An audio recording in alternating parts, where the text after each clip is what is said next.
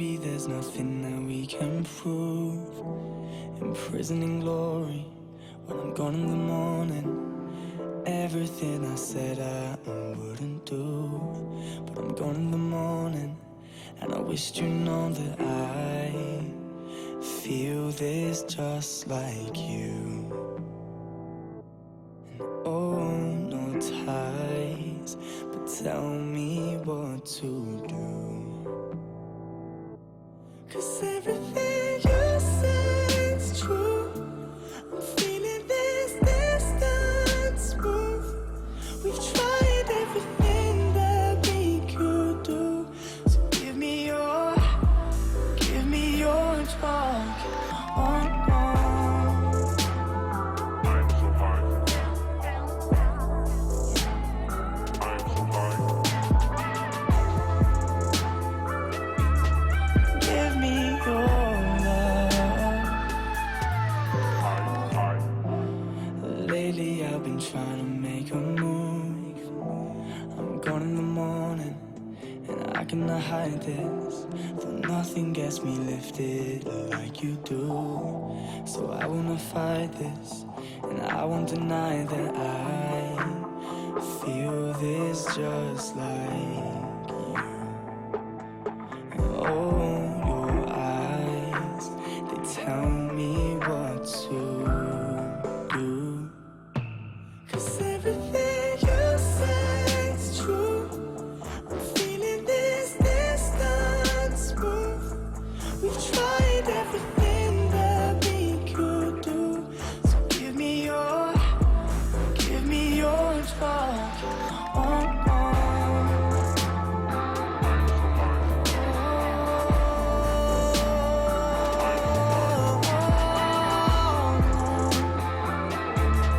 Give me your love.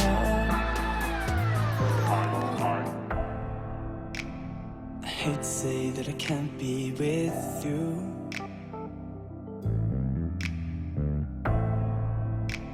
Living hopelessly and trying to break through. Oh, and I hate to say that I can't be with you, baby. Oh no, living hopelessly and trying to break through. Oh, 'cause everything you say is true. I'm feeling this distance move. We've tried everything that we could do. Give me your drug. 'Cause everything you say is true. I'm feeling this distance move. We've tried everything that we could do. So give me your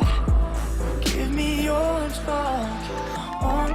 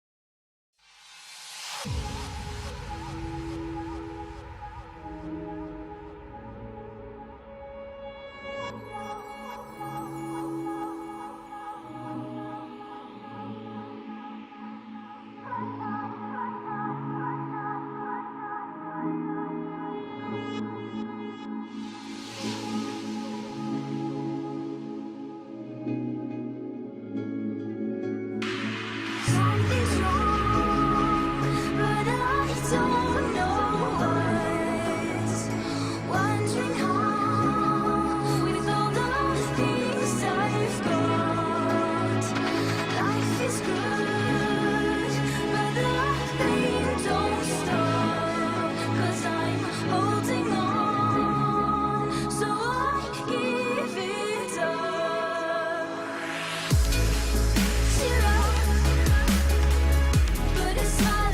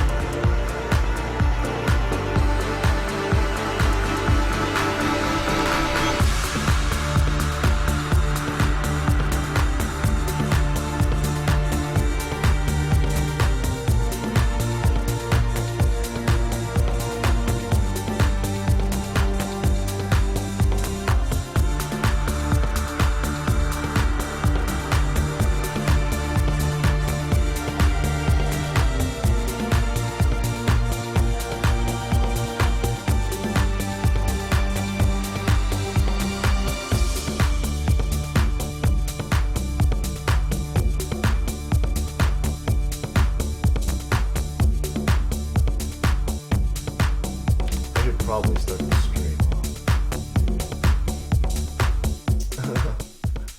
What's up, guys? Oh shit. There we go. What up, guys? What's cracking?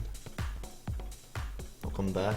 It's been a few hours, technically, since I last streamed, but welcome back. It's been a week since we cooked. So, before we cook, I need to do some opening. Cause I got my new knife today. I'm so excited. Fucking what beauty.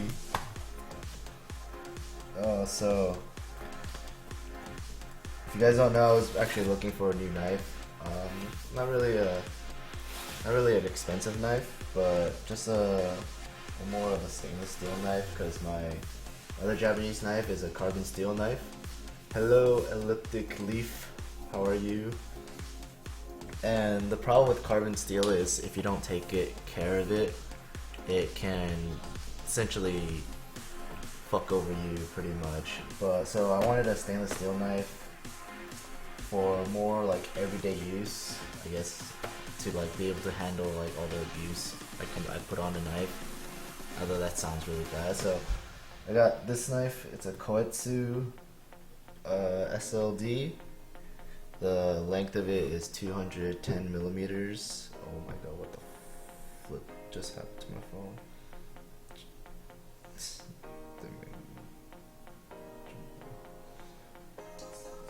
Doing crazy shit. Anyways, so it's a Koetsu Kyoto, I believe that's the name. It's 210 millimeters, which pretty much means, oh my god. Hi, quiet. So it's about 7 to 8, 7.5 inches, I guess I would say. So we can take a look at it. It just came in today, and it was like actually perfect timing because it came in right before the stream started. So.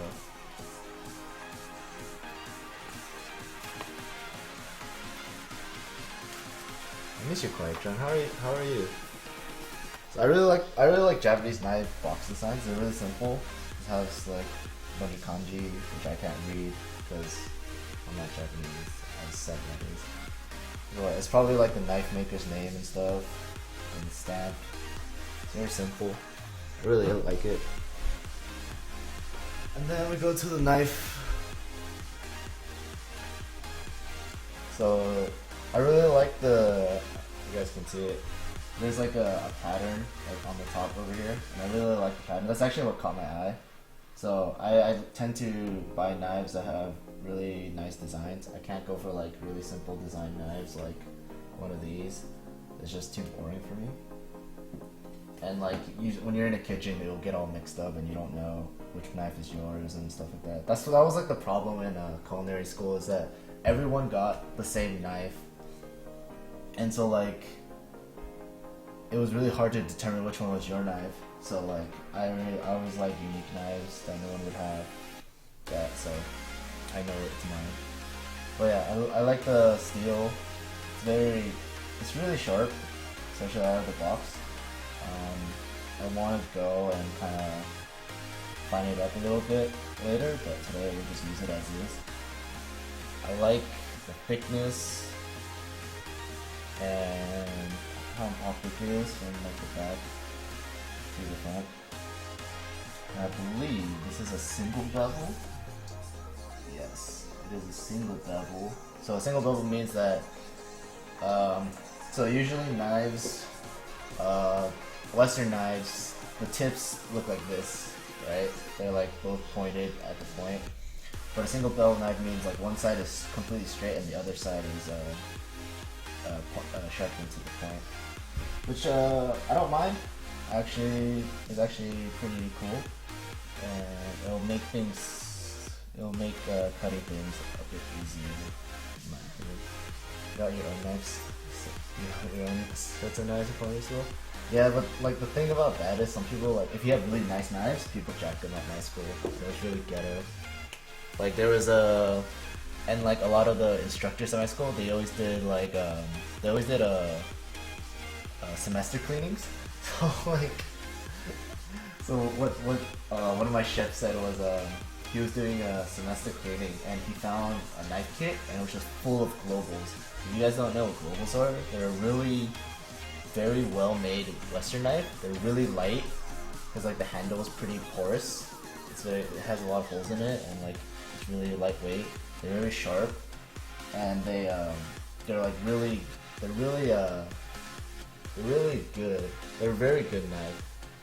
So he found a whole knife kit full of globals, and there was like I believe there was like no label on it of whose it was. So he literally just took them and then chucked them out because he doesn't need them and all that. So that was really depressing to hear, but I mean it's whatever. So I'm gonna hone this up with the steel really quick, and then we'll get to cooking. I'll grab my other stuff that I need. Let's see, what do I need today?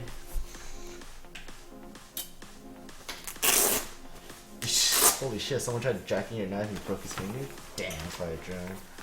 This is why I love you. Total badass. Let's go with the steel. And I think that's about it. I don't really need anything else, pretty much. So today's like kind of I guess me testing out my knife, mostly. And then we'll also cook some food. So, let me see if I need anything else. I think I'm alright. Okay. Alright, I want to give this knife a quick wash out of respect.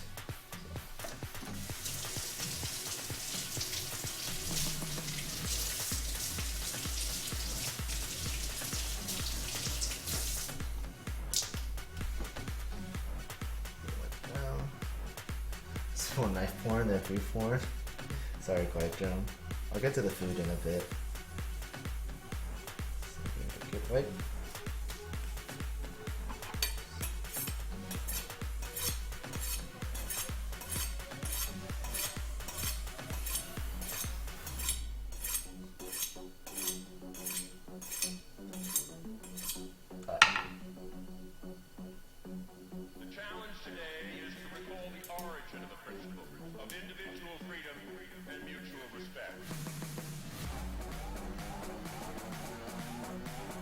So let's get to it.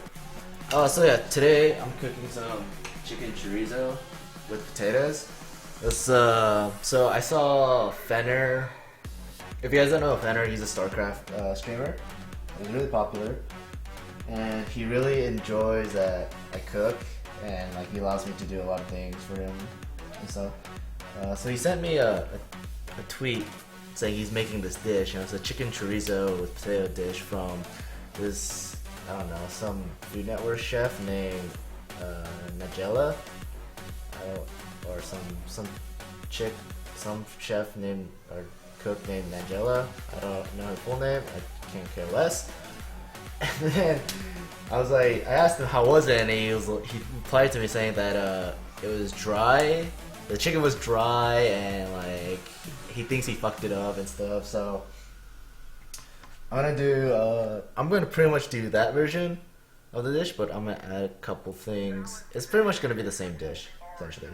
So I have my potatoes here, right? These are Yukon Golds, or also known as new potatoes.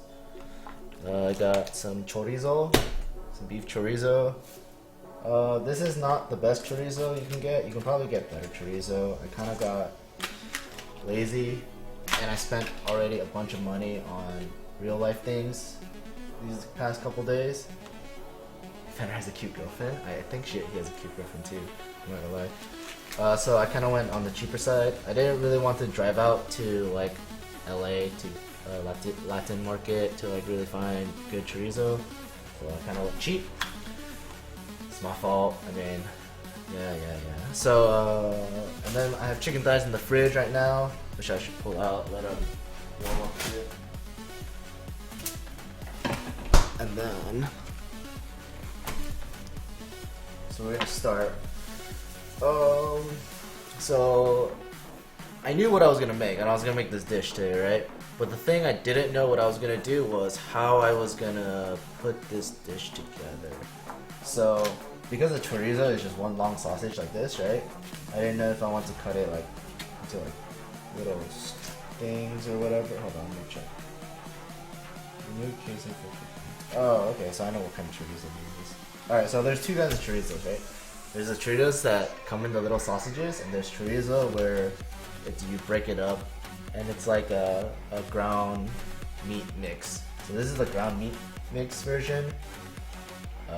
They lied to me. I thought it was this fucking sausage version, but it's not. So we're gonna have to cut these open, and then pull the meat out of them, put them onto the pan, and that.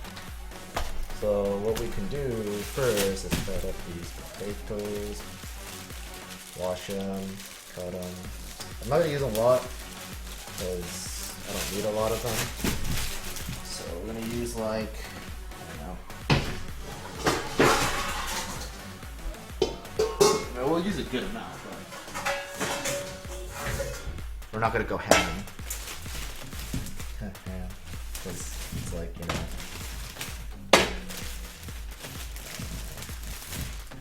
We're gonna quarter these up, so like 5 potatoes sounds good. We can deal with that.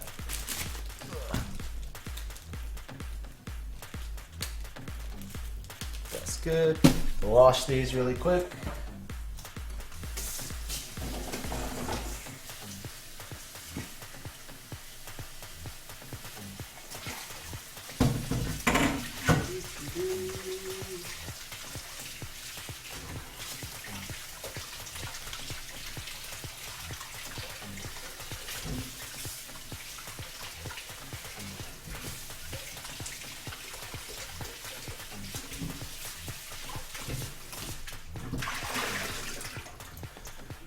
Six City. I wash potatoes, and then we're just gonna like quarter them up, like I said. So test on my new knife. Oh, that was so nice. It felt so good. Oh baby. Oh yes, that's what I'm talking about. Such a beautiful. Sorry, I'm a little creaming here because the knife. Like if you guys can hear the knife when it's opening up the potato, it sounds amazing, you know? It's just beautiful. Alright, so just cutting these up really quick. Ow. Why did I do that?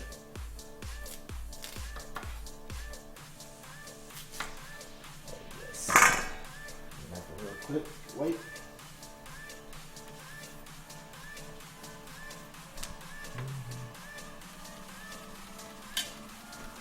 Alright, so that's our potatoes. That's pretty much done. Now the chorizo. I think I'm just gonna use one. I think one should be fine.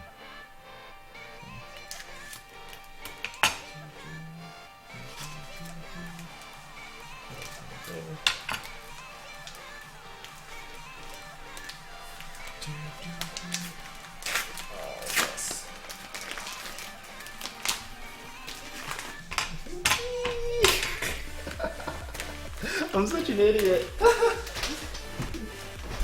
we can't have a cookie with cookies without me being an idiot from time to time, so there you guys go.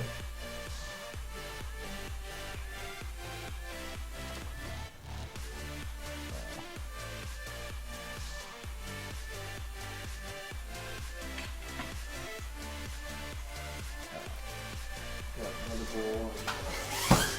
Squeeze the scoop out.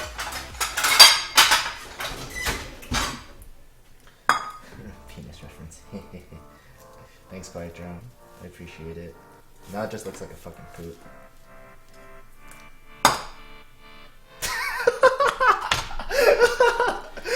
It looks like a satisfied poop. Oh my Jesus. I mean, the chorizo doesn't smell too bad. Fucking glorified poop is that what that is.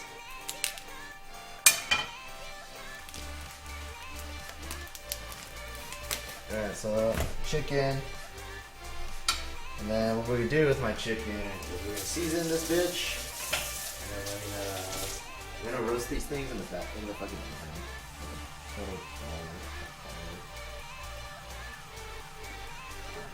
Alright, so seasoning, simple, salt, pepper, nothing too fancy. The chorizo will add flavor to the chicken and the potatoes. So it would be awesome. I'll do like four sounds good. Four chickens to potatoes and bloody.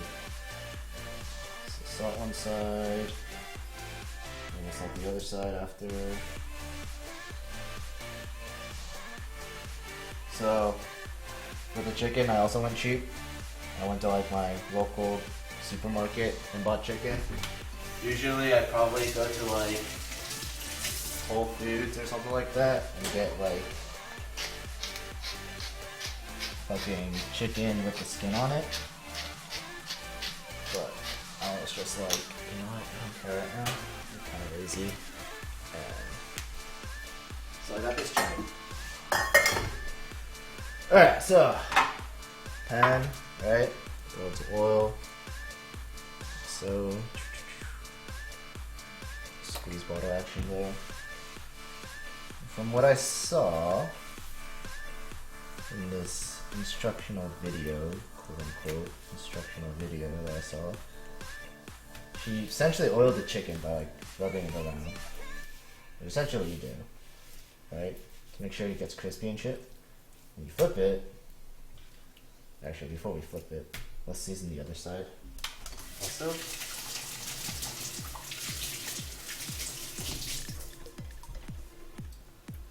So we can have flavor on both sides of the chicken. Alright, so salt. I'm not gonna go too heavy with the salt on this side because the chorizo I think is a little salty. Or it has some salt in it, so should be fine with that.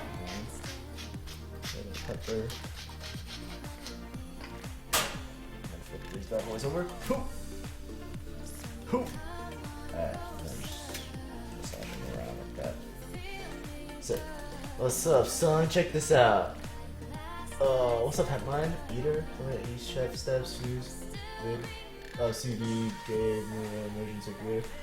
I know about emergency circulators. I've used one before. Not in my house, at school. They're cool. But my kind of cooking doesn't really require security. Like my kind of food is just more like street style food. That's the type of cuisine I do. And then the chorizo. So let's see. Can I mush up the poop really quick? So instead of like a sausage, it's like more like ground meat stuff, and then I'm just gonna like sprinkle it around.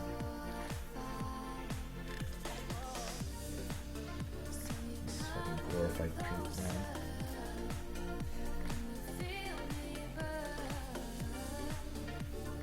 Try to get all the crevices and shit in there.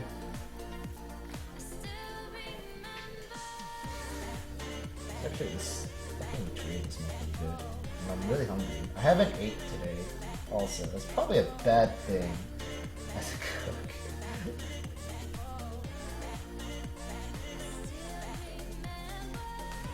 Alright, so that's alright.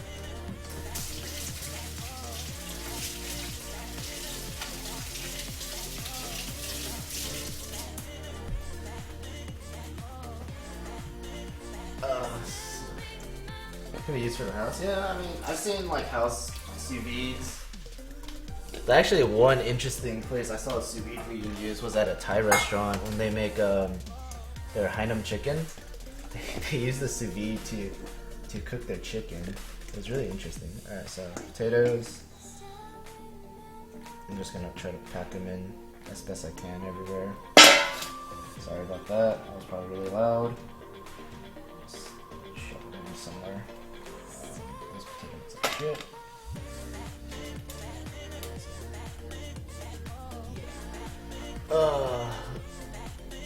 Let me see. Then I need a red onion. So wash my cutting board really quick.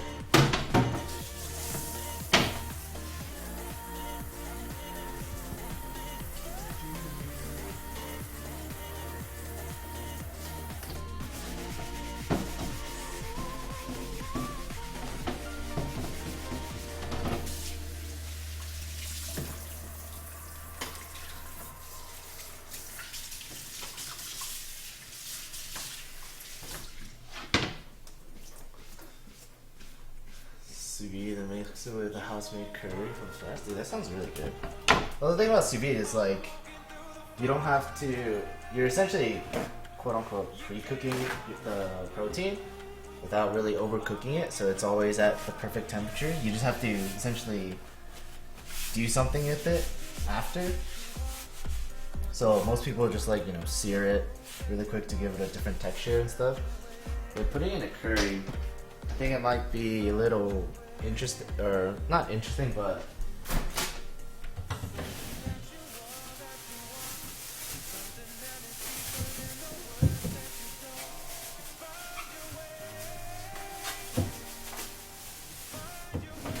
honestly, it's gonna lack flavor or lack texture, actually, because you're essentially putting something that's been boiled into a soup. Unless there's like other things that are complementing it instead, What's up, Obsessed Wolf? You're making tacos tonight? Sick, man. Sounds sick. Well, I always love a good taco, Sous vide and spice blend, so is it good? Yeah, a spice blend sous vide is really, really nice. Especially if you're using the spices that are in the curry, so it but amplifies the flavor of the spices even more. It's actually baller. So then we're just gonna just chop these up.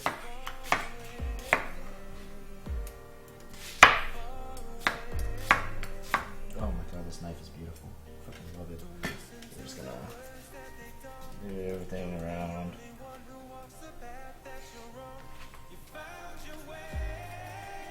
So I'm essentially following this recipe made from this chick. And the weird thing was her recipe said to blast the oven at 400 degrees and then cook this thing. in it for like an hour or something like that. And I was just like, oh shit. That's probably the reason why it was so dry, is like, you're gonna be overcooking the fucking chicken and shit. And all that. You know? So it's like, here, let me bring up that recipe really quick. So to be exact, so this lady's recipe says cook for an hour at 425 degrees Fahrenheit or 220 Celsius for you guys from that are not in America. And it's just like, I'm just like, wait, what? Like, that's way too long, you know? So what I'm doing is I'm putting my oven at 350. I like 350, it's a good temp. So you can actually, you know, like judge it and like watch it and stuff like that. So we're gonna do that, and I'll mark a start time and we'll check it about probably like every 30 minutes, I guess. And we'll see how that goes. So, and then we're just gonna, so one last thing is we're gonna salt the top because potatoes need to be salted a bit. Alright. Throw in some pepper right there. Because I always like pepper. And then, just to add another bit of this recipe, because it says it needs it. We're gonna throw in some oregano, because I also need to get rid of my oregano. I have so much of it, it's kind of ridiculous. So, oregano, chicken, chorizo, red onions, potatoes. Really simple, really easy.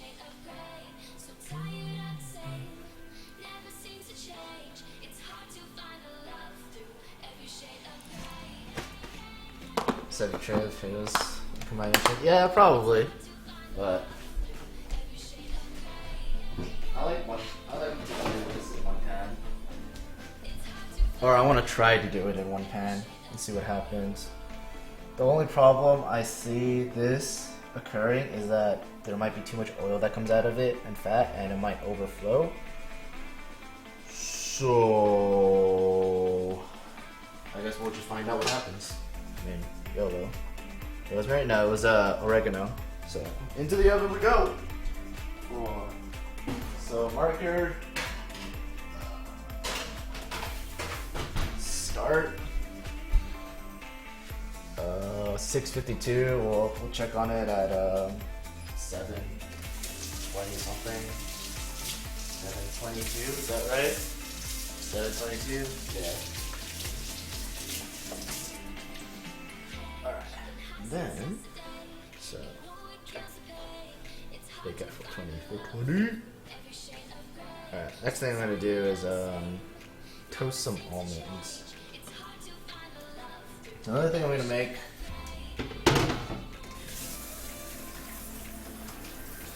is a sauce, which is a pesto that my friend makes. It's really good. We're gonna make that. Oh, I forgot honey. That's what I needed. I need some honey. Oh my god. Are you gonna really do this to me? Alright, so we're gonna make some pesto. And we're gonna do a little bit of pesto lesson. Today's pesto lesson is we're gonna make pesto without the blender. Because like, granted, like pesto in a blender is really good, but actually, let me actually be 100% on this. Pesto should be made in a mortar and pestle. So it's supposed to be crushed, okay? Like you're grinding it. That's what a pesto is.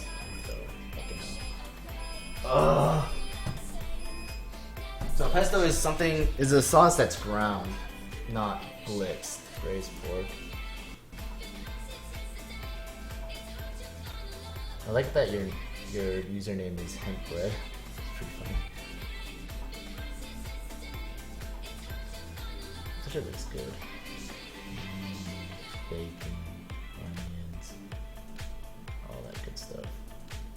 What's that sauce you put in? Is that yogurt?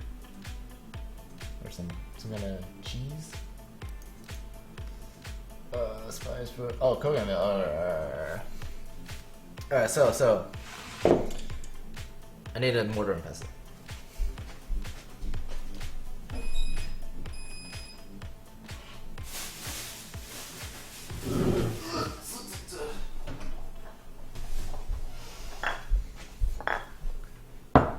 Reduced coconut oil. Oh yeah, I see what you mean. So this is my mortar and pestle, or this is my spice mortar and pestle, technically.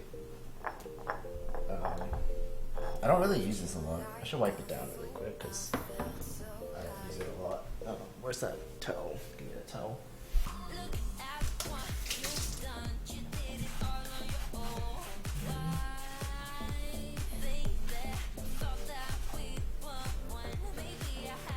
Pound time?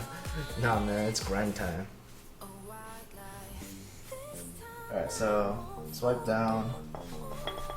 And the first thing I'm gonna do is roast some almonds. Because instead of pine nuts, this recipe uses almonds. And I actually do like the almond version that my friend does. It's actually really gives it a different taste than what you're used to with regular pesto, and a different flavor.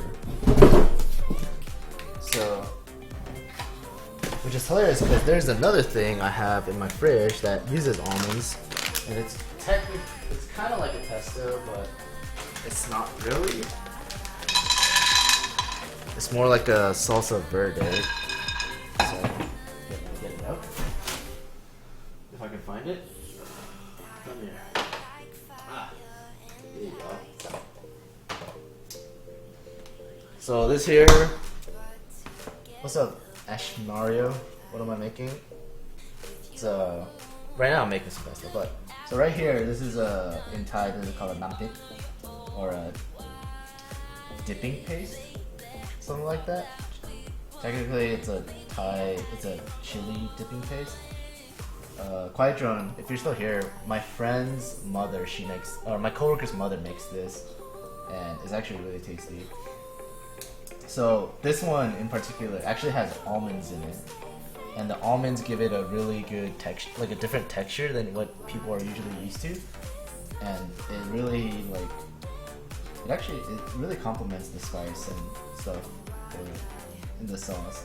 I use this sauce for like eggs or like sometimes meats and stuff. It's really tasty. So.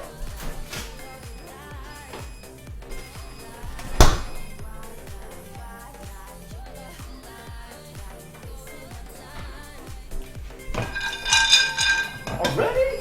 I just shut you up. Jesus Christ. So today's pesto will not be using basil. We'll be using arugula. So arugula pesto, it might sound odd, but it's actually really tasty. The only ingredient I'm missing is honey, which is used to sweeten it up. But you can always use sugar, technically. I'm gonna use sugar because I don't want to go to the store right now and grab honey. Although I swear to God, I'm pretty sure honey's somewhere. I just don't know where. I tried looking for it last week and then I couldn't find it.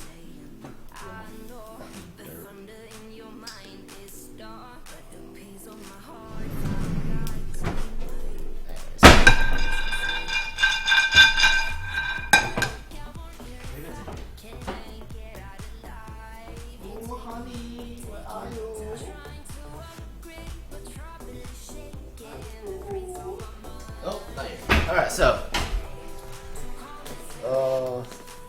we gotta balance that. Yeah, so I need to wait for these almonds actually, because I need to crush these almonds first before I do anything else. I feel like I'm saying that they're not almonds, but I know there are almonds, so it's just so weird to say almonds. I don't know. Clean up really quick. Oh, actually, I have to do something too. I need a pot of boiling water.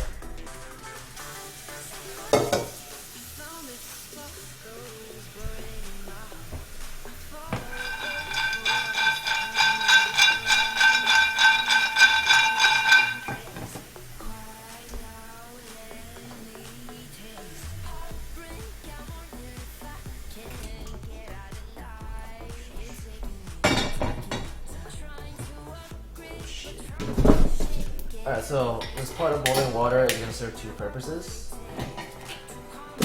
Well, it's serving one purpose technically, but for two items. One is that I want to try, because usually this recipe, this omelet pasta recipe I do, we just use the arugulas raw and just like grind them up and stuff. But I want to see how they look when I blanch them really quick, because when you blanch like green vegetables and stuff like that, when you blanch them really quick, it retains their bright like color, and so it'll look pretty and they're like nice and vibrant, and you're just like, oh sick, that's really cool, instead of like when you don't blanch something and like you just like cook them through, they start going a bit brown. So I want to see what it'll look like when you blanch the arugula first and then grind them in. I think it's gonna look like shit, but I'm just gonna try it. So we're gonna do like two pestos technically if the blanch one doesn't really work out. You remember your first night toasting almonds, they burned beyond recognition. I was too hot. That's cool, man. As long as you get better with cooking, you know. That's all cooking is. Cooking is just practice, and then you understand like what to do. And then once you understand what to do, like, everything gets easy. That's why when I cook and I'm looking at recipes, I'm not looking at recipes to like figure out like how do I cook it. I'm looking at the recipe to figure out my ingredient list essentially. And then like usually I'll know like how to cook it because I'll see what the recipe is for, and I'm just like, oh, that's just this, okay. That's pretty easy.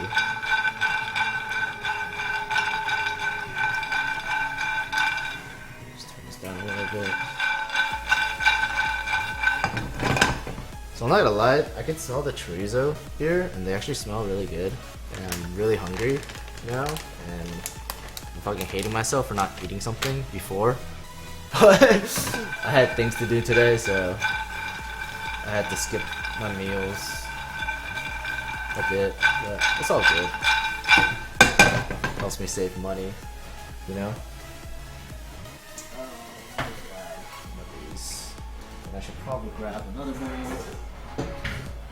And I should probably put ice in that bowl a little bit.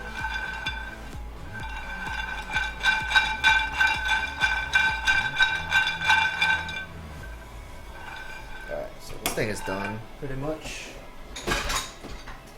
Then... these plates here.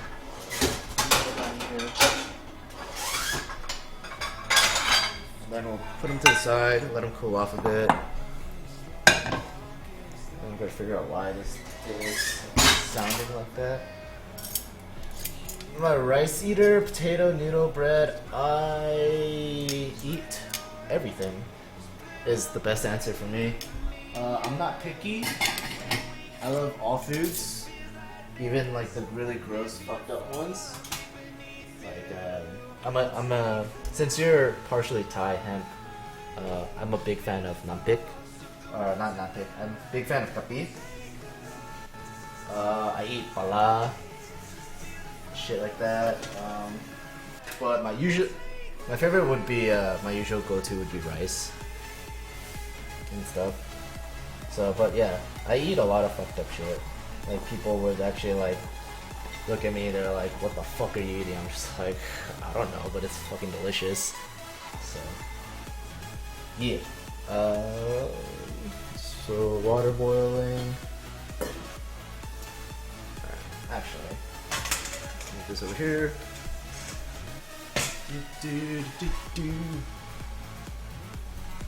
Then this over here. So I have Brussels sprouts, and I had a Brussels sprout craving today actually, which is really odd. Well, not odd that I have a Brussels sprout craving, it's just odd that I wanted Brussels sprouts. So we're gonna cook up some Brussels sprouts. It's funny because like the Fenner, the guy who I'm making, essentially showing off this dish to, he doesn't eat Brussels sprouts. He doesn't like them. So I'm gonna make them in a way that I think he would probably like them. It'd probably be fucking.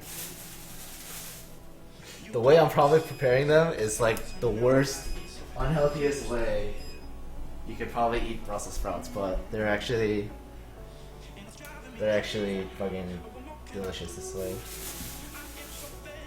Why do we not like sprouts? I don't know. Culture, you know, growing up, I guess you didn't like them or something. It probably is eating fully cooked ones. So, thing is, I'm not deep frying these. I just wondered. They're not gonna be better than deep fried. I'm not that insane, but they will be cooked with a lot of bacon. I mean, a lot of bacon. Like, a lot of bacon. When I mean a lot of bacon, I just don't mean bacon by itself. I also mean like bacon fat. They're gonna be seared and sauteed in bacon fat. So we're gonna do this like really, I guess, classically French version of these fucking Brussels sprouts. Filling out the other leaves because they all look like shit. Yeah. I'm gonna cut them into like halves. They're all kind of big, so I might cut them into quarters. But I'll see how they are. So, kale juice. Yeah, our favorite green has to be kale or spinach. I like kale. Kale's pretty good. The only thing about kale that I have a problem with is I think it's a little overrated because of like all the fucking hype people are bitching about kale and stuff. So, I mean, that's my only problem with it, but I like kale, like in salads and shit. Like, it's delicious. I mean, I'm not complaining and stuff. So, spinach is good. Spinach is like my, have I eaten any Swedish food? I'm not gonna lie, the only Swedish food I've ever had was meatballs and lingonberry sauce. But I know about like the pickled herrings. I know about like the fucking. I think Iceland has shark. I know there's that one canned fish thing that's supposed to be like really fucking smelly and disgusting. But I just want to try it. But that's like my goal. Like I want to try at least almost everything in the world as much as I can. But yeah, IKEA meatballs are what I was talking about. I apologize to all you Swedes out there. Yeah, strömsoming, yeah. That's the one I'm talking about. That shit looks fucking rank as like no one's business, but I don't know, something about it, like I just want to try it. The fact that it's like people have like it's just interesting to me. I could keep this whole half. Half is fine. So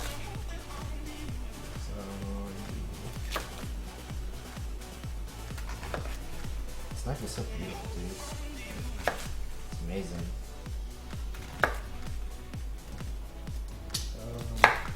Run away, Brussels sprout. Come back to me, baby. You're just gonna get eaten. That's all. There's no shame in that. You wanna be eaten with honor. Oh yeah.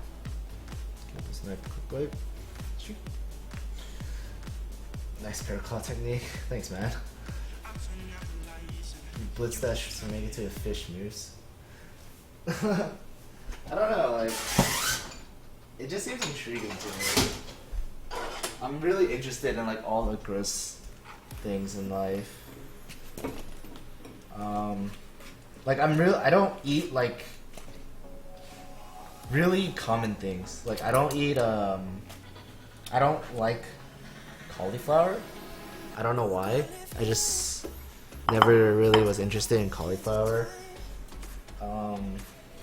I don't eat ginseng. I can't stand ginseng. Like a little bit of ginseng is okay, but like when someone puts like, oh my fucking god, like that so there's this nampik, or there's a dip sauce that my coworkers make with these noodles, and what these noodles are, they're called knomjims, right? They're essentially like really boiled like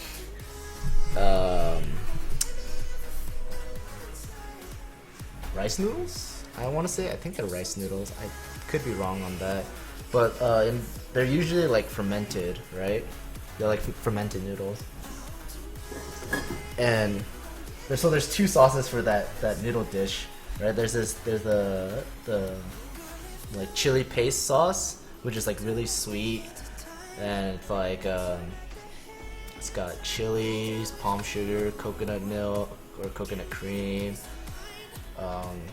stuff like that. And then the other one, it's like, oh my god, it has so much fucking ginseng in it, or finger ginger, because like it's called finger, like in some places they call it finger ginger, because the way it looks, like the way you get it, it looks like these long strands, like these long fingers essentially, in a root. And oh my god, the like thing is so intense with that much like ginseng flavor. I almost like puke every time I eat it.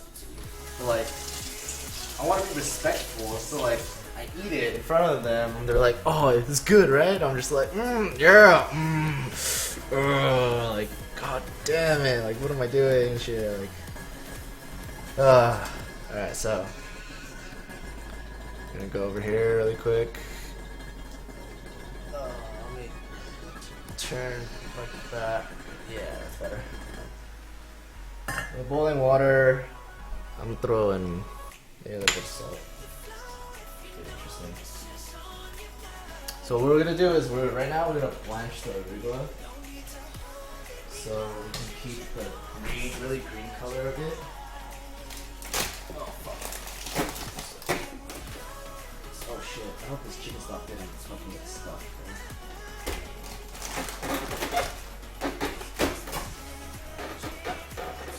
Oh fuck!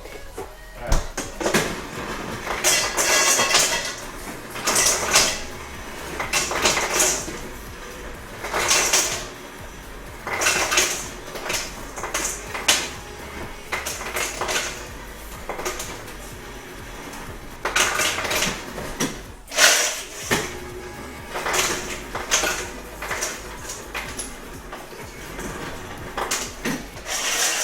We're gonna get an ice bath going. Chocolate coffee.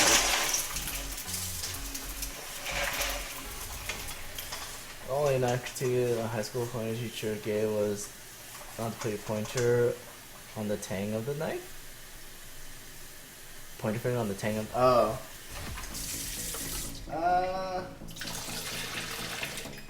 Everyone has their own style to cut. You know? I mean, it's whatever is comfortable to you, essentially, is my quote-unquote theory, I guess. But granted, like, some knife grips are way safer than others. But I mean, honestly, if you don't cut yourself, then no harm, no foul, right? So I honestly don't know how this is gonna work out. My gut tells me that they're gonna turn soggy as balls, and I'm not gonna be able to grind them well. So they're gonna. Yeah. Match it really quick. For like seconds. Usually how fast I'm branching these. Just do a bit more.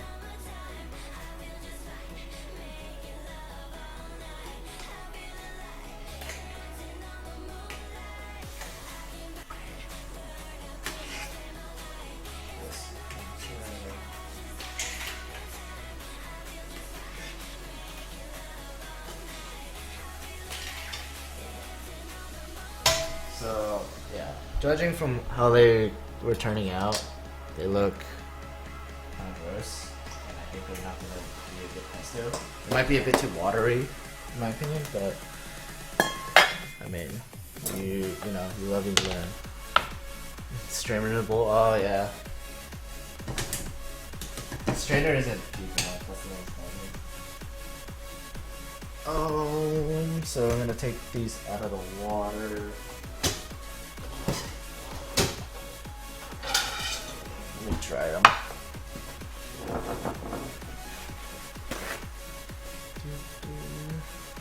So I'm gonna let that water boil up again because I need it for the Brussels sprouts.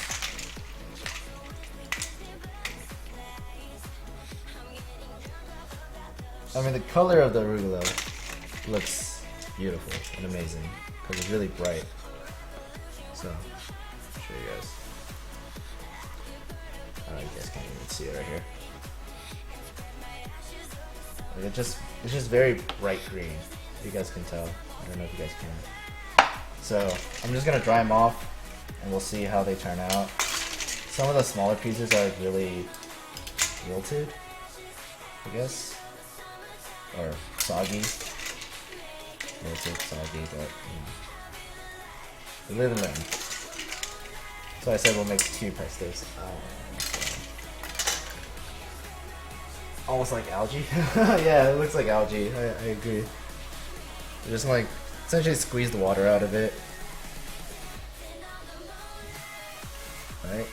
And then we'll see how it turns out into a pesto. And then we'll do the Brussels sprouts. For the Brussels sprouts, I'm gonna add a bit more salt. Give them flavor when they blanch. They'll blanch for like, I don't know, 20 seconds. Something like that each.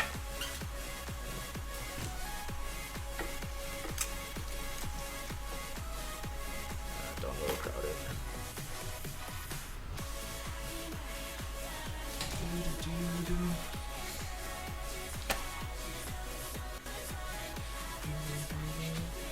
Sick. Sort of. I'll get more paper. Lock this bad boy out. Let's do it. Get in there.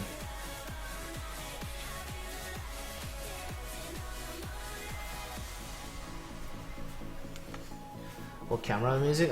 This one I'm using a Logitech C290, I believe, and that one, the stove one, is crappy HD Microsoft cam or something like that. I'm gonna change it out to another C290 eventually, maybe by next year, so I can have 2 really good quality webcam, or 2 webcams essentially. But I also want to get a tripod for the stove one, so I can have a better angle of the stove. In a sense, and I just dropped that Brussels sprout into something that I don't know. But yeah, the Logitech webcam is actually like BIS, or best in slot, for streamers. It's like pretty much good quality and no problems with it. But yeah, that's how it is. I believe it's called the C290. I could be wrong, but it's like a C something. C section. Nah, I'm just kidding. Alright, so that's the arugula. Wow, I like really compressed. That's kind of hilarious. Yeah, let's take these Brussels sprouts out.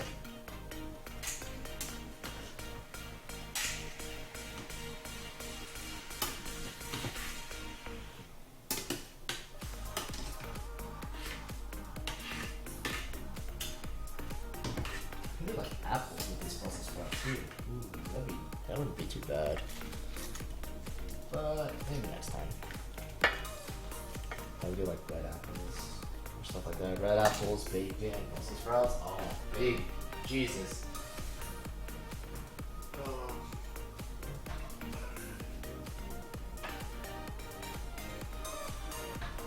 So you guys won't be able to see it because I don't have a oven cam, or as I like to say, a butt cam. What's up? How's it going, man? But as I looked in there, I saw that the oil from the chorizo started to seep out, and it's on like the bottom of the tray, which is nice. It'll start flavoring all the other veggies and stuff and chicken. But am I Thai? No, I am black, as my profile, as my FAQ says. I'm actually, technically I'm Korean, but I was born in the US, and technically, I was born in Southern California, so I have a lot of Latin food, like, love in me and stuff. What's up, Miss Provin? How are you? By the way, welcome to the cookie jar. I saw you followed recently. I don't know if you saw my message when I wrote it on chat, but all this green food makes me want kale chips. Kale chips sound good, man. All right, so I'm gonna try this pesto with the blanched arugula first. So my mortar and pestle, right? And then I'll throw in my walnuts or my almonds first. See, I keep wanting to say walnuts for some bloody reason. I don't know why. What message? You went off for it? Yeah, I mean, at the end of my stream, I said, like, I thanked you and this other guy. I believe his name was whatchamacallit. Oh my god, XZ Brutals. Thanks for the follow. Welcome to the cookie jar, my friend. You and Stars Baseball followed recently, and I thanked you guys at the end, but stuff. You got spinach fritters. Oh my god, spinach fritters.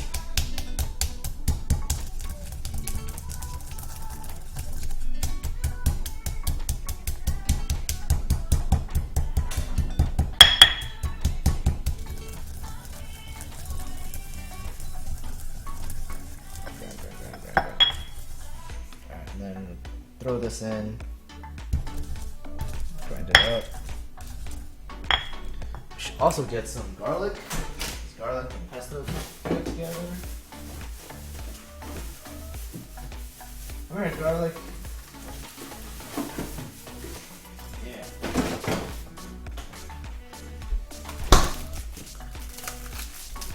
Oh, piss! I crushed the garlic too hard, guys. Oh my god. Shit. Okay. We'll use like 2 cloves of garlic right now. Maybe 1. We'll see. We can add more later. Oh shit. I still got all this garlic on the floor. Get in there.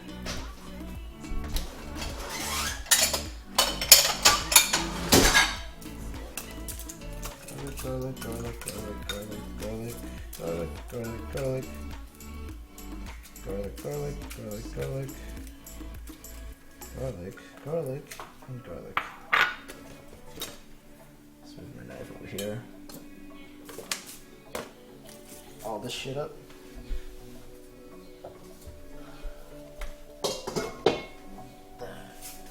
Get into the bowl.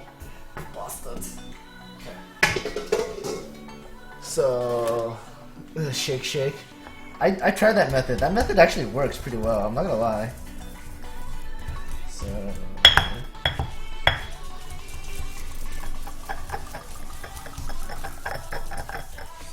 you're gonna add a little salt, because when you grind something on a mortar and pestle like this, you should add a little bit of salt, because salt is abrasive. So what it means is, like, the salt will get into crevices and start grinding together when you grind it up.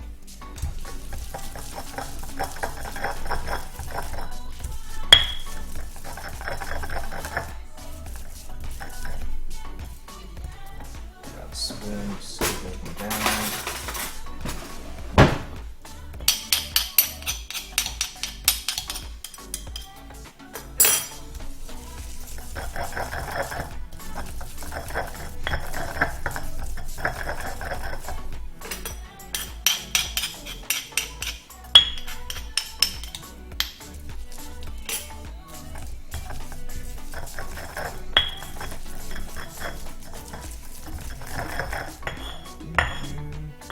It's like, I don't know if you guys can see this, but it's starting to come together. Like it's starting to be like a paste essentially, and that's what pesto is. Pesto is just a ground paste, right? It actually looks good. Like the colors of the arugula is bright green and stuff. There's like chunks of garlic, but that will be ground up in a bit as I keep grinding it. It actually looks good. It smells like almonds right now.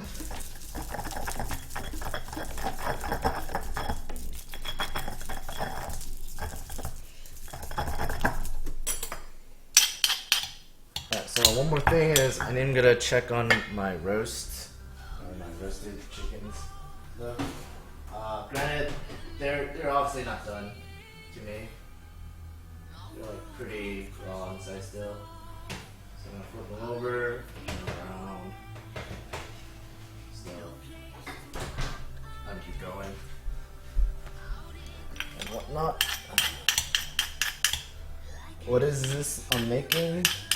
This is pesto. You should get some sleep. Ashmir, you don't need to apologize to me, man. Sleep is like what people should always have.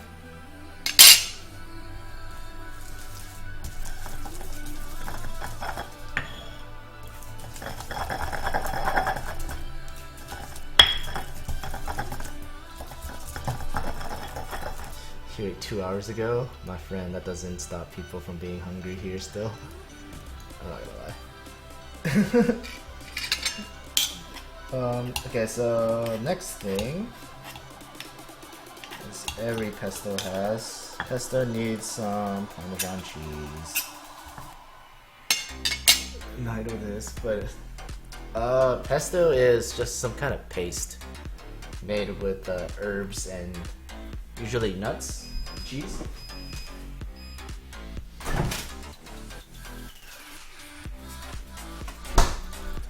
So we have here,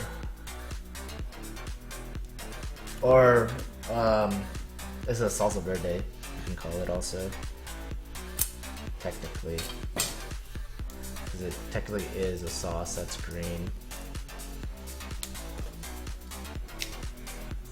So this is a Belgioso Parmesan.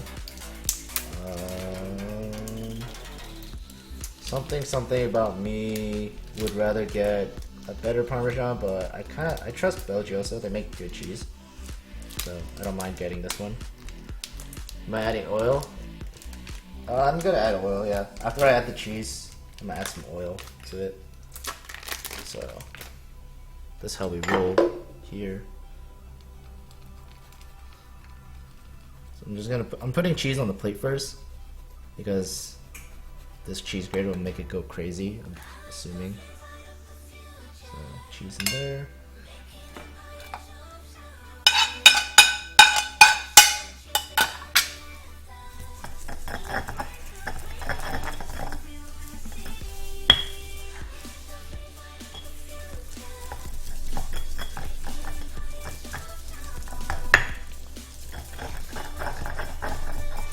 Then we'll add some oil. I'm using regular canola because I don't want to use olive oil and like essentially ruin the fucking taste of pesto. What's up, Ad Hicks? Yeah, pretty much a molga hette. Add a little bit.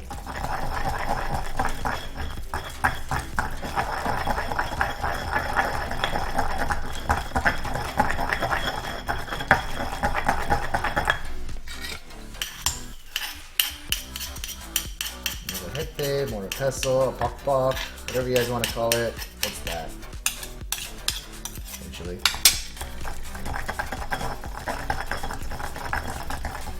A little bit more oil.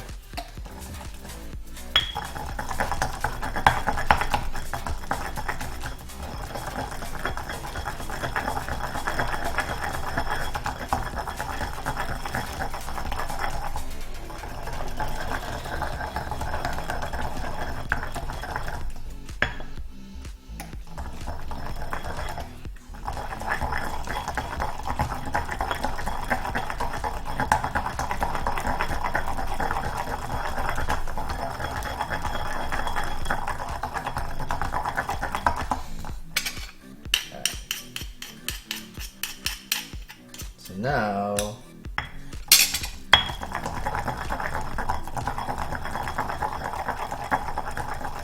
I need to taste this. So I kind of want to be looking for like a salty, nutty kind of taste to it.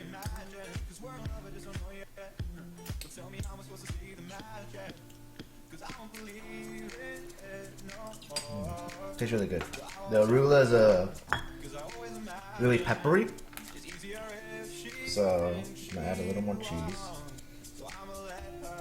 I'm gonna add a little bit of sugar to it.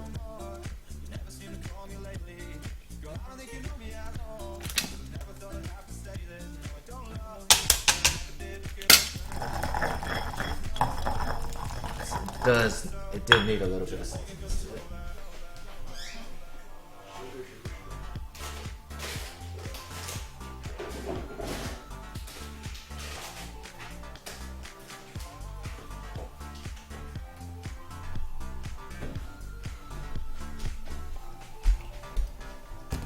So it's my white sugar. I'm not gonna add too much, just like a little bit. Sweeten it up a little bit. That should be good.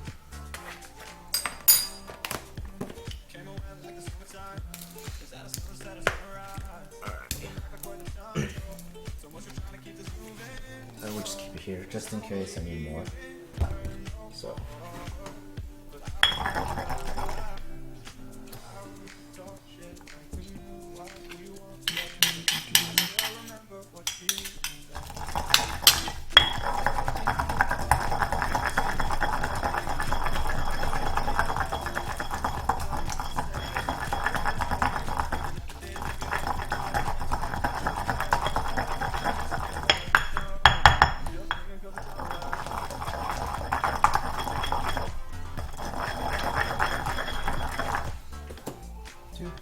Back to the taste.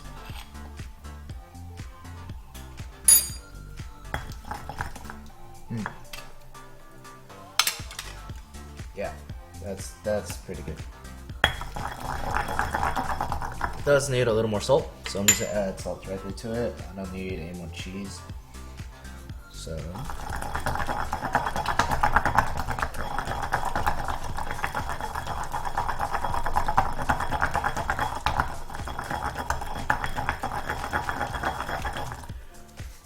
you just watched the Star Wars movie, Cross? No spoilers, please. I'm gonna see it soon. TM. How'd you like it though? At least, like, was it good? Was it everything you expected? Etc. etc. Stuff like that.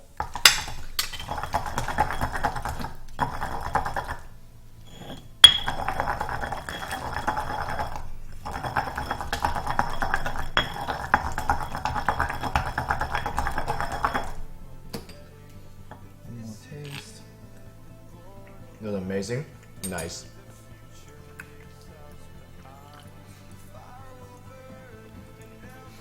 Alright. So, that's done. Put that paste into another thing.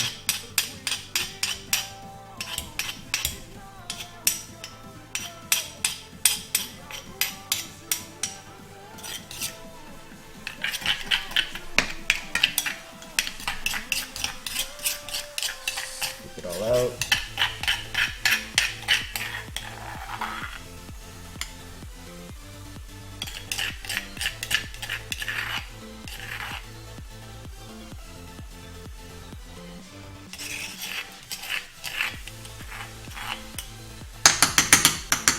Alright.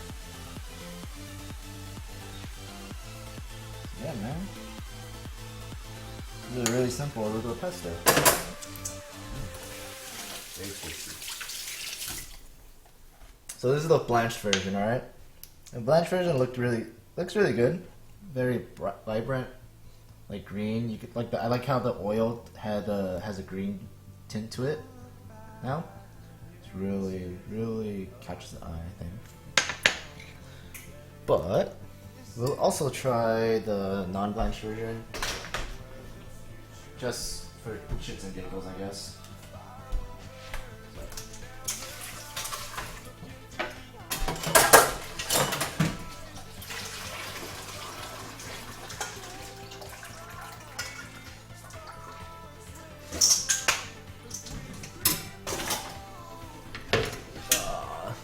I'm gonna make that without a pestle and mortar.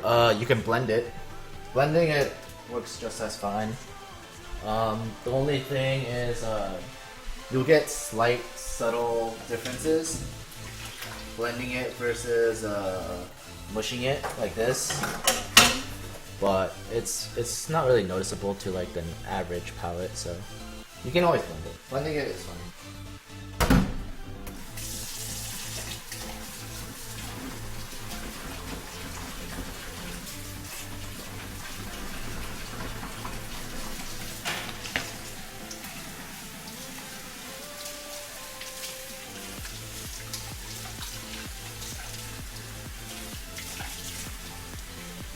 What kind of difference? 1 second.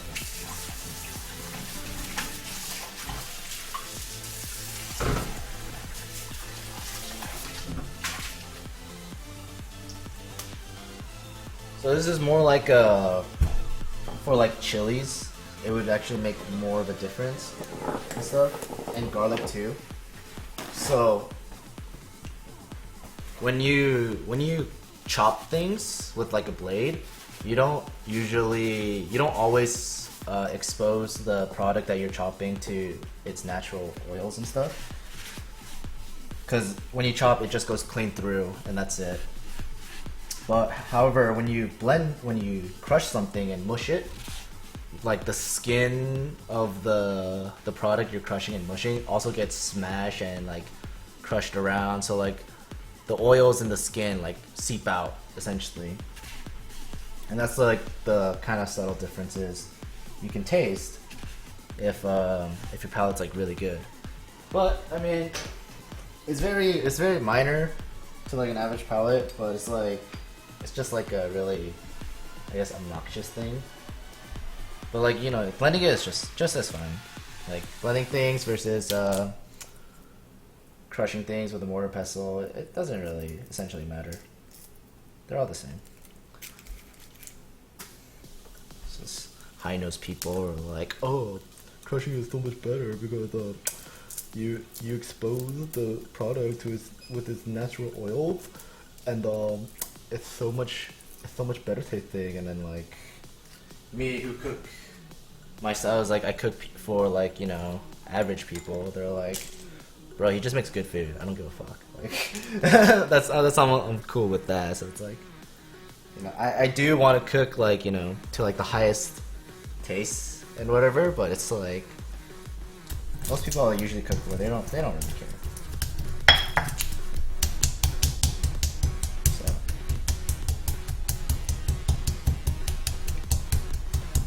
mash and garlic.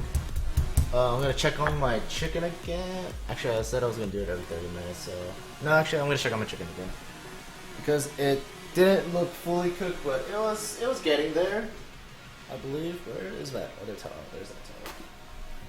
Oh, excuse me.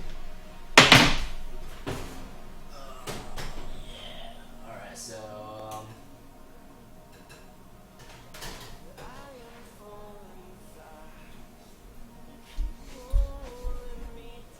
you have a strong palate. All right, that's good. So you might taste the differences. So this is it. This is what it looks like. What I'm gonna do now actually is I'm gonna essentially move them around, right? By moving them around, they're getting they're gonna be like exposed more to like other things. So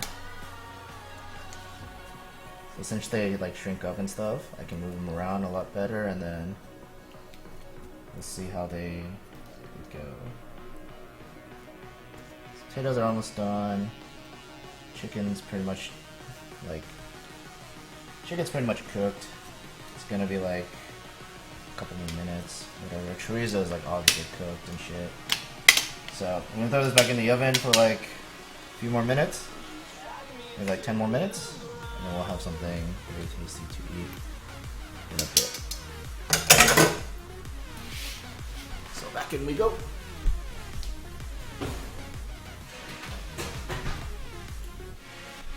Then, actually, on that note, I'm gonna start some bits.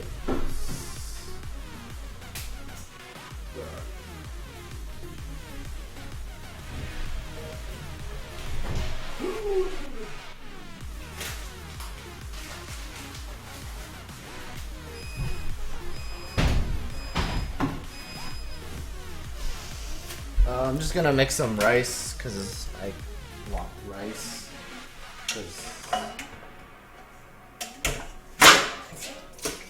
Totally not because I'm black, like I mean, Asian, but because I'm black that I want rice.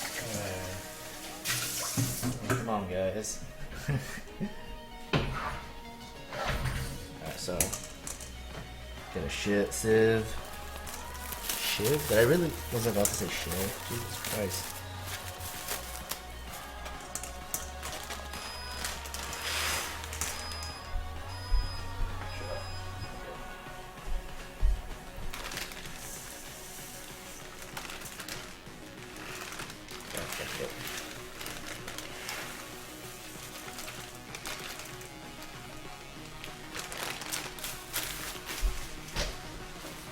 I don't really want sticky rice or like Asian rice, but I do want rice, so.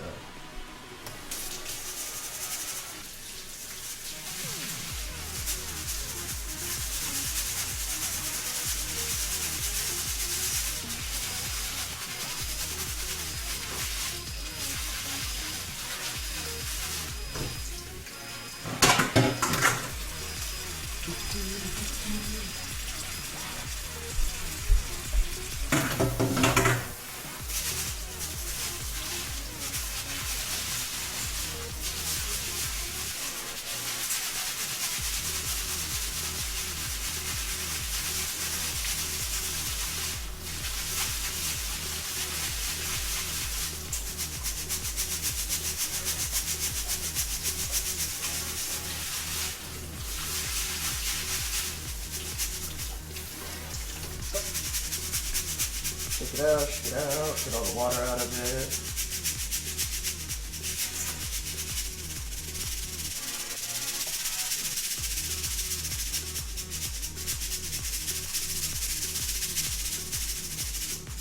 Okay, so I want all the water out of this rice so I can make it as fluffy as it can. But I'm gonna steam it anyway, so it doesn't really kind of matter. Alright, sick.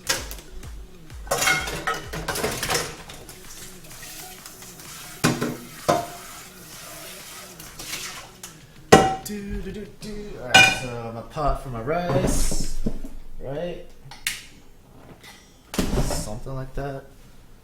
I'll clean it up. So what I'm gonna do first is I'm gonna actually saute my rice first. Essentially, this is making rice pilaf to a certain degree. Except this is not. I'm not really gonna. Actually, you know what? I can make rice pilaf. I don't fucking care right now. I'll make some rice pilaf. So I do have some chopped onions. I remember cutting. It's not a lot, but it'll do.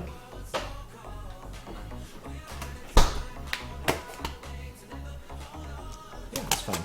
Totally fine. I kind of want to put some garlic in it too. I think that'd be pretty sexy. Throwing some garlic in this rice. Oh, watching cooking streams to get hungry faster and nothing else. Nice. So let's get some. Let's chop some garlic up. Board. There we go. So I do like a good amount of garlic, so we'll put a good amount because this is food I want to cook, so fuck it. So come on, bitch. Thank you for me, AJ.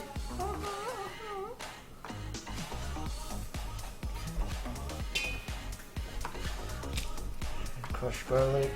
Crushed garlic.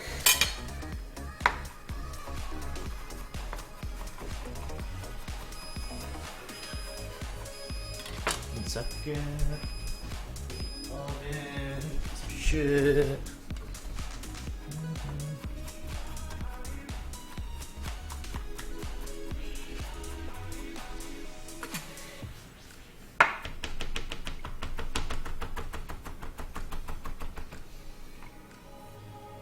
Oh man, I love like crushed garlic or like chopping garlic. This aroma of like garlic and chopped is fucking amazing.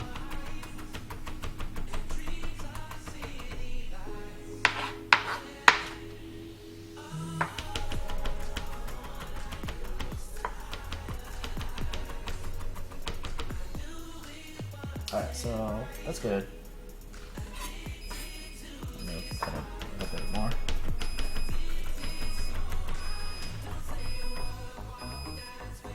Alright, beauty. Oh my god. You need to get some food soon. Yeah, that's what happens when you're here.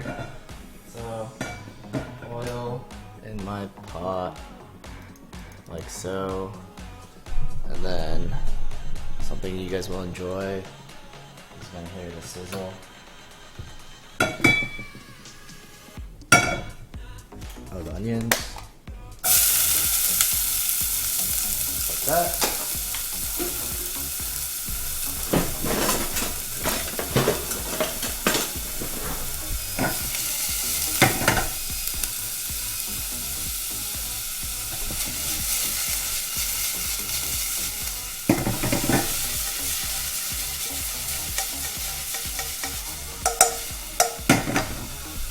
Seasoning.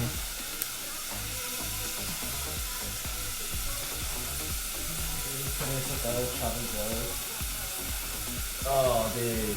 Yeah, I know what you're talking about. That's the worst. But it can't be helped, you know? You live and learn.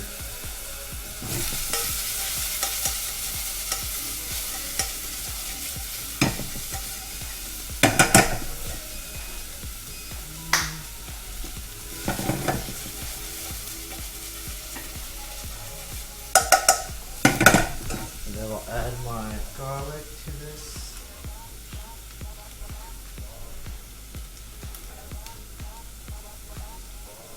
So I do have chicken stock, but I forgot to take it out, so it's still like rock solid frozen.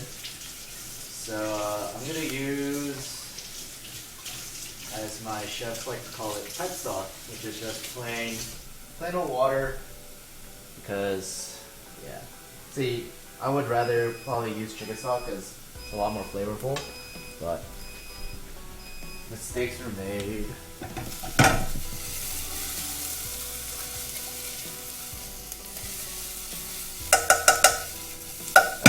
I can smell the garlic, so I know it's cooked. So I'm just gonna add my rice. Like that. Do you work with food? Is a hobby of mine.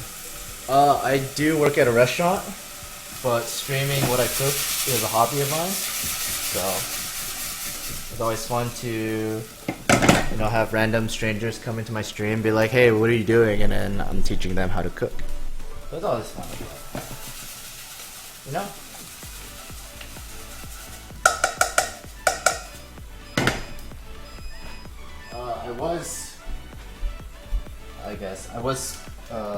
I did study culinary in my college years, literally like last year. That's when I graduated. But I have always had a thing for food, like for a good while, so I always like to enjoy how to eat and whatnot.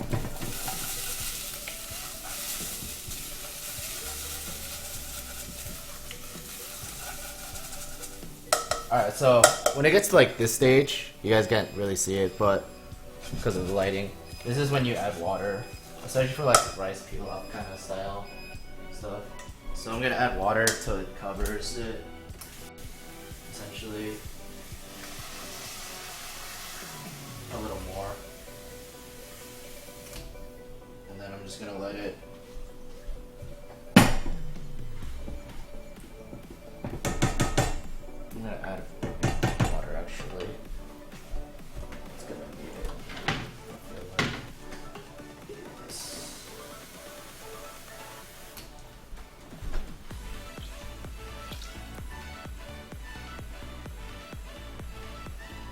that's good. Where's that bloody top? Here you are. So the thing is to let it boil first, and then reduce it down to a simmer, and then let it simmer for a good amount of time. Essentially.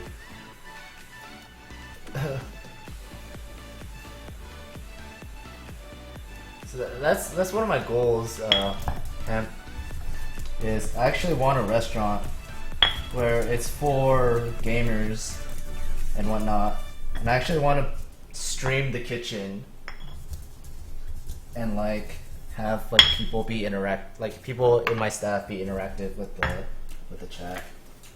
That's like one of the goals of mine when I open a restaurant. Music name. Let's see. Right now. Okay, hold on. Last song was called "Puzzle" by Tobu, and the current song right now is "Tropic Love" with Diviners featuring Kanta Priest. It's if you go to the YouTube channel Xquito, and you go to the house selection, the house, progressive house, tropical house selection. That's what I listen to. Single of Love. Suikoden Cafe come to life. What is a Suikoden Cafe? That sounds really Japanese, and I have no idea what that is actually. Alright, so this one is the unblanched version of the review. Before it was called Puzzle by Tobu. Holy shit, panic, bro. Alright, so let's crush this up, grind this up.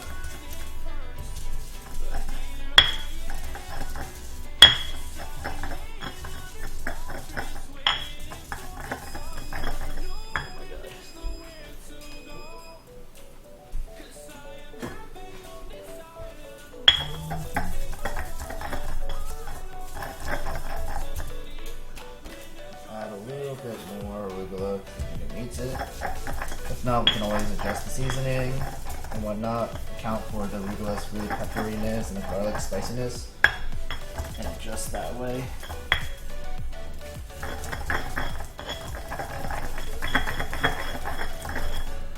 Let's move this mic closer to me so you guys can hear me.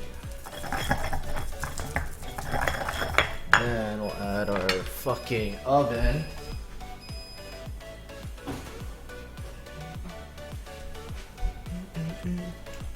Japanese RPG are part of the game, cooking minigame, mix and match items for dishes, Oh, that's kind of cool. That's hilarious.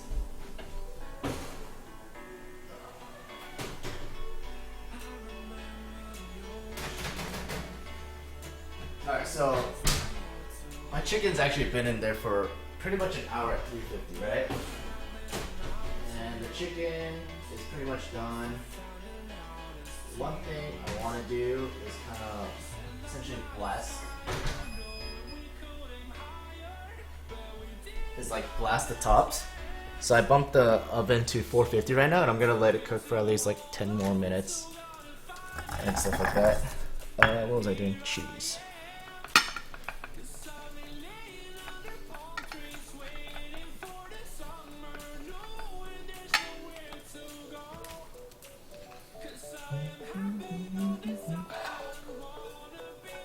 That game influenced you to be a cook? That's sick, man. I think my friends influenced me to cook.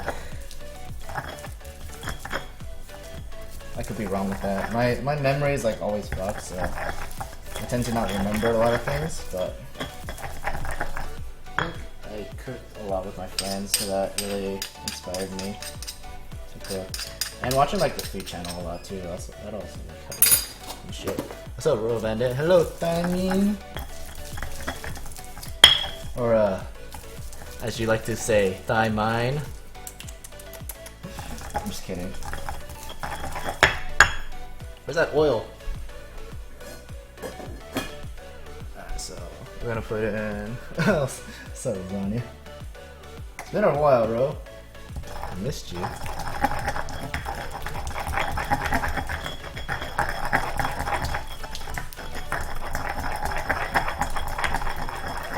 Herb's been smoking too much. Herbs. Hey man, there's no such thing as smoking too much herb. You know what I'm saying?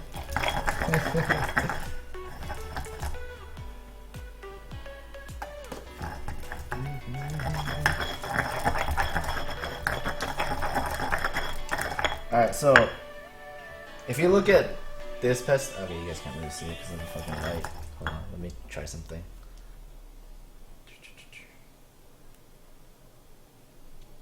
Flashlight up. Alright.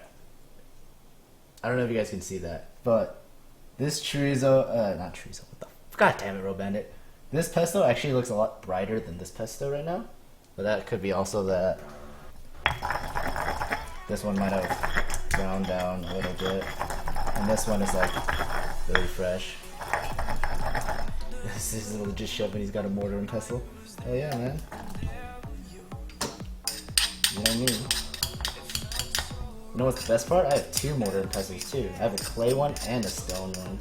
That's how baller I am.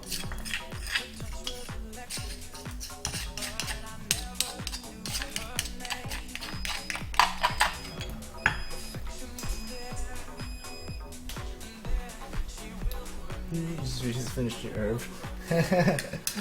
Dude, if you just finished your herb session, this is the worst place to come to, my friend. All I do here is like talk about food and like chat. I interact with chat and like talk about their food experiences and all that. And it's like, that's how this place works. I'm gonna add a little more salt. I believe it required is some salt. This thing's boiling. Turn it down to the simmer.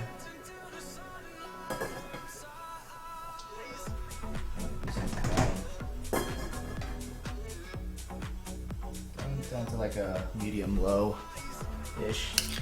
It's cool, you made a bagel. Nice. Fuck yeah, man. Bagels are the way to go.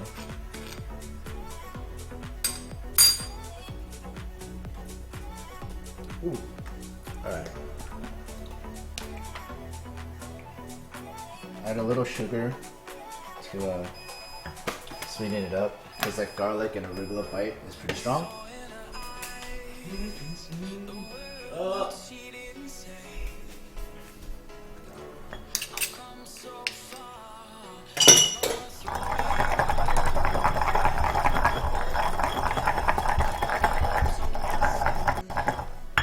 You've been meaning to tune in more? Oh dude, you know, it's cool, man.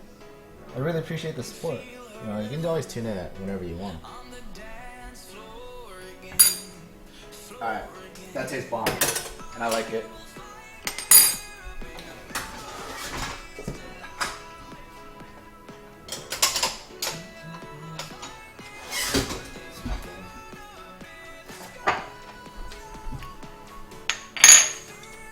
So like, this one you can really taste everything. And all the flavors really mingle well together. It's very well balanced. So, good amount of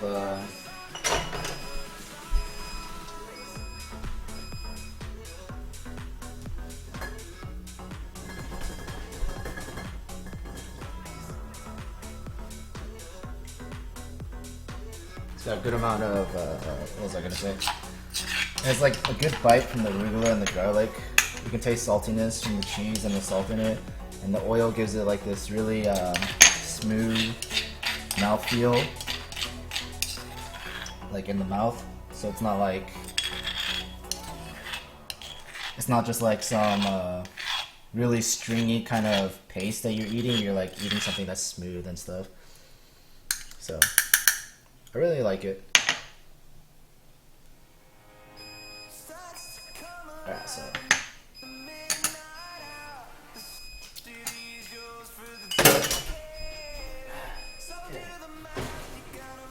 Oh, baby.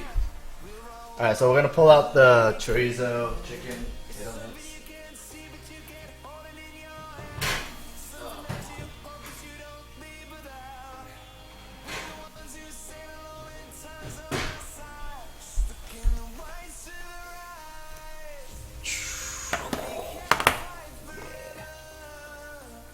Oh, baby, yes. I miss Provin. Oh shit, it's 5 AM? Yeah, you should get some sleep. Have a good night, my friend. Yeah.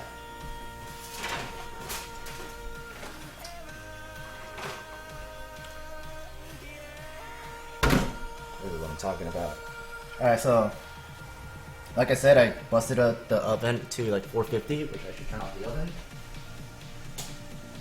So I can essentially brown the top. Right? And this is what it turned out to be like. And it looks really good. Very appealing. The chorizo is like all brown and charred. Onions are cooked. Potatoes are pretty much cooked. Chicken is cooked. Just have to let it rest. By letting it rest, I'm gonna like have the juices of the chorizo like seep into everything and all that. And I'll be right back to turn off my oven.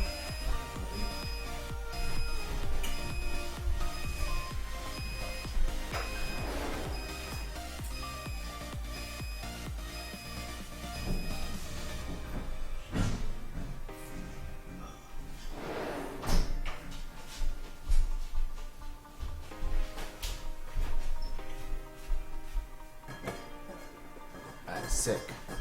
So, I think I put some chorizo on top next time. Oh yeah, I probably should have, but you know, it looks good. I'm really excited to try this. So I'm gonna move it to the side, and then we'll talk about the pestos I made really quick, and like we'll see the differences.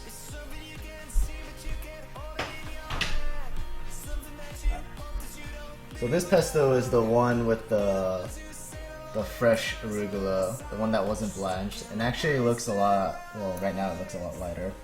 And this one is the blanched arugula, and so you guys can kind of see the difference. Like this one is more vibrant, and this one is a lot darker. So I mean, they both taste great. They're both, I guess, good colors in their own way. I think this one is a little more appealing, actually. The fresh one, because the vibrant colors actually mix with the colors of the almonds. Like the almonds here, it looks like it's like there's like fucking tumors and shit. Did the bitterness get turned down on the blanched? A little bit, yeah. I think I didn't have to use as much sugar for the blanched one, but I mean, you know. Like every flavor can be balanced by seasoning it and doing extra stuff to it. So, I mean, it's all iffy, but it's good. They're both good. And I really like them both. So the next thing we're gonna do, we're gonna cook up some Brussels sprouts.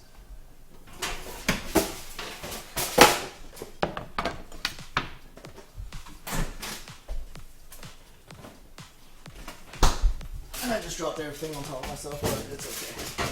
So, the Brussels sprouts, we blanched them earlier. They've been blanched, shocked, and they're cooled. Or they're cooling right now. And so, the thing that goes great with Brussels sprouts is bacon. Bacon and Brussels sprouts are like a combination made in fucking heaven, and it's delicious. So we're gonna go a little hefty on the bacon.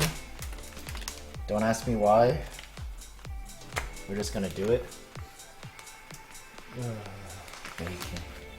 This is thick cut applewood smoked bacon.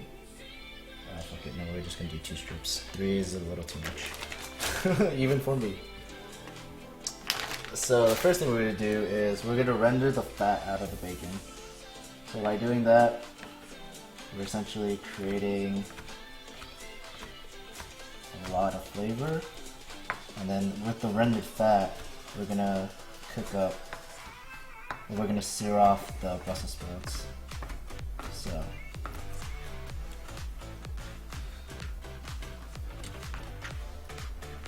that should be a good amount.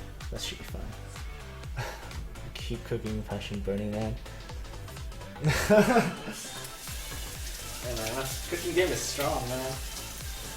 After watching the anime Shokugeki no Soma, I was just like, dude, I need to cook more. It's like I've been recently like doing a lot more culinary study, by myself, and I'm actually like really excited to like for this upcoming year of all those like new things I want to do and stuff.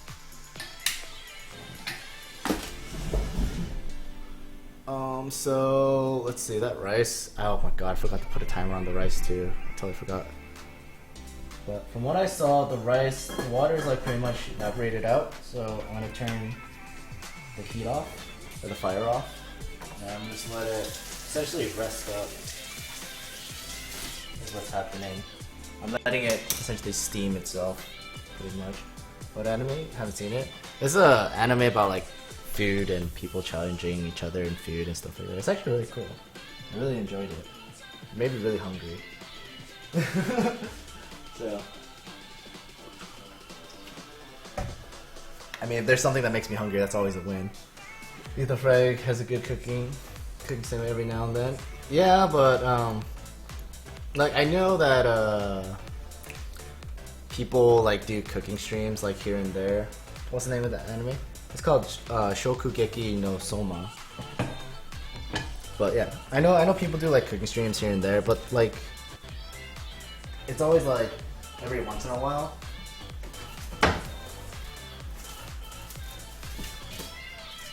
And this stream is more focused on doing it weekly, like consistently, and like essentially teaching like how to like cook simple food essentially. There's actually other cooking streams I've been visiting, like one named Working Chef. She's a total 10-year experience baller. There's a guy named Bok Bok who stopped doing his cooking streams because of viewer count issues. But I mean, if he has passion, he'd just do it. But I mean, I can understand where he's coming from. There's a new guy I recently followed. His name's like Corridor or something. And like his shit, he's like a full-time chef, and he just recently started up, and his stuff looks good. So I'm shouting out to him. He's actually very, yeah. I mean, I believe you. I heard Letha Fred is like really good, so like he's super popular. Like that's what I'm saying. Talking for you and phone later? Yeah, man. Totally, it's a good anime.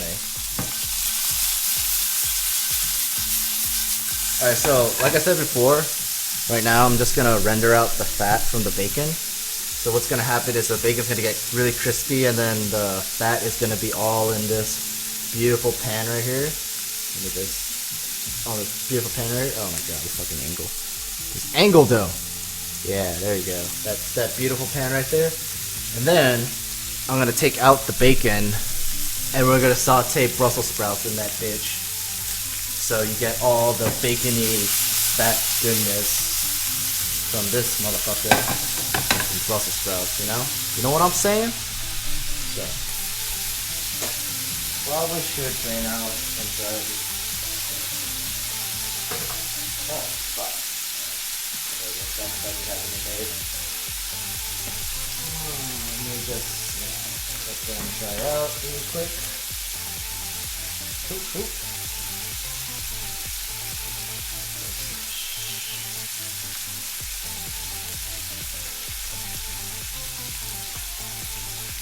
I want them like dry because so when they hit the pan, oil and water don't go together, guys. There's a light song about it, and it's true. Unless you add some kind of like mustard, like they won't go together. So by having the water in the Brussels sprouts will make the oil pop, and it's dangerous, and you don't want that to happen. So right now I'm like trying to dry out these motherfuckers real quick, so they don't essentially get destroyed.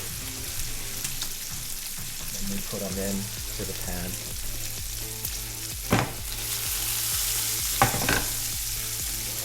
What is that? What is that? What is that? What is off?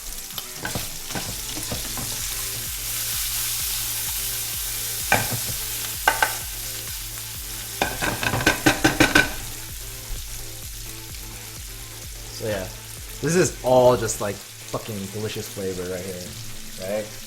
When the Brussels sprouts hits that, like, they're gonna just pick it all up and all that into the Brussels sprouts, and it's gonna be one fucking delicious dish. What just happened? What's going on at OBS? Am I dropping frames or some shit? No. I don't know. Whatever.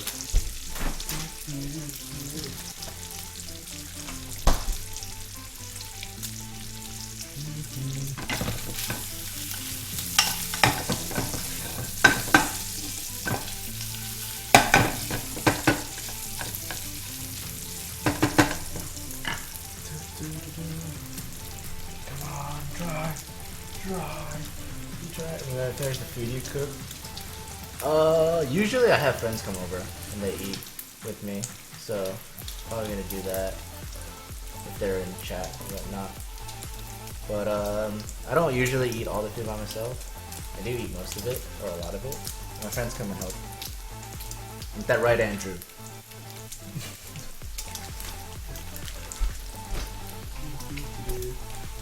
I've been starting to do this thing where I want to connect with people in Southern California and then have them come and eat and have dinner with me. I think it's like a cool idea. It's like a really big trust thing though, but I think it'd be sick to have like people from Southern like California come have some of my food and then get the word out, you know, spread the word that like, you know, I do this shit and stuff like that. So, you know, it's a way of me will kill you someday. Hey, I mean, I did invite you multiple times. You always deny me. It's alright. I mean, I understand. I totally get it. But I'm just saying, it's what you do. Better wash my dishes. Nah, I don't like to do that. I wash my own dishes. Start to end, I do everything myself, man. Oh shit, I just dropped some bacon fat somewhere. If you're ever in Cali, you'll hit me up. Yeah, man. For sure. For sure. Someday. Exactly, Thymine. Someday. For all I know, it could be like on your deathbed and you're like, I have one last wish, and like your family's like, what is it?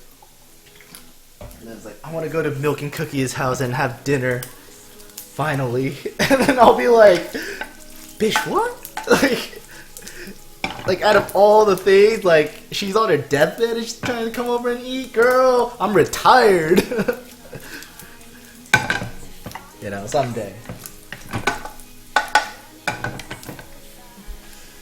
Some good eats, hell yeah. Yeah, man.